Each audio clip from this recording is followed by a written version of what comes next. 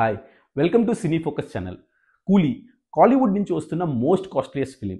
Rajinikanth cinema అంటేనే ఓ రేంజ్లో expectations ఉంటుంది. అలాంటిది అక్కినేని నాగార్జున, రజనీకాంత్, ఉపేంద్ర, ఆమిర్ ఖాన్ వీళ్ళందరూ కలిసి వస్తున్నారంటే ఎలా ఉంటుంది? అంచనాలు ఆకాశాన్ని అంటేలా ఉంటాయి.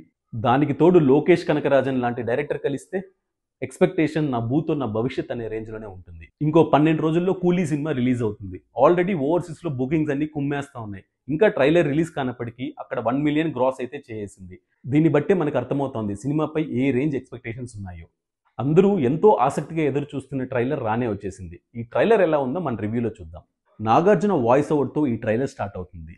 నాగార్జున లుక్స్ అయితే ఫెంటాస్టిక్గా ఉన్నాయి. నాగార్జున పేరుకే విలన్ అయినా సినిమాలో ప్రిఫరెన్స్ చూస్తే మాత్రం హీరోకి మించేలా ఉంది. ట్రైలర్లోనే రజనీకాంత్ ఇంట్రడక్షన్ గూస్ బంప్స్ వచ్చేలా ఉన్నాయి. ట్రైలర్లోనే వైలెన్స్ చాలా ఎక్కువగా ఉంది. అందుకే ఈ సినిమాకి ఏ రేటింగ్ వచ్చినట్టు అనిపిస్తుంది.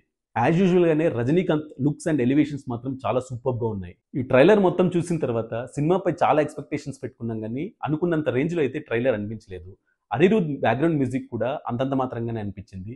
ట్రైలర్లో అనిరుద్ బ్యాక్గ్రౌండ్ స్కోర్ అనుకున్నంత రేంజ్లో అయితే ఎక్స్పెక్టేషన్స్ రీచ్ కాలేదనే చెప్పాలి. తమిళ్లో అయితే సాంగ్స్ సూపర్గా ఉన్నాయి. తెలుగులో కూడా యాజ్ యూజువల్ బాగానే ఉన్నాయి. అనిరుద్ సినిమాల్లో బ్యాక్గ్రౌండ్లో ఇంగ్లీష్ లిరిక్స్తో సాంగ్స్ వస్తూ ఉంటాయి.